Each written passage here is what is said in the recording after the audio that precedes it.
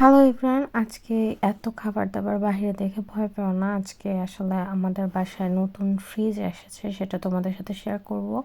আর এই পুরনো ফ্রিজটা দেখছো নিয়ে যাচ্ছে, এটা গমি করে দেবে, মানে ওরা ফেলে দেবে। এটা আসলে একার জন্য পারফেক্ট ছিল। আমি আসার পর দুজন হওয়ার পর আসলে এত ছোট ফ্রিজ দিয়ে হচ্ছিল না, বিধায় আমরা একটা নতুন ফ্রিজ কিনি। সো এই যে আমাদের আলটিমেটলি ফ্রিজটা বাংলাদেশের থেকে জাপানের ফ্রিজটা একটু অন্যরকম। তো তোমরা এনজয় করতে থাকো। ভিডিও ভালো লাগলে অবশ্যই লাইক করে দেবে, কমেন্ট করে জানাবে।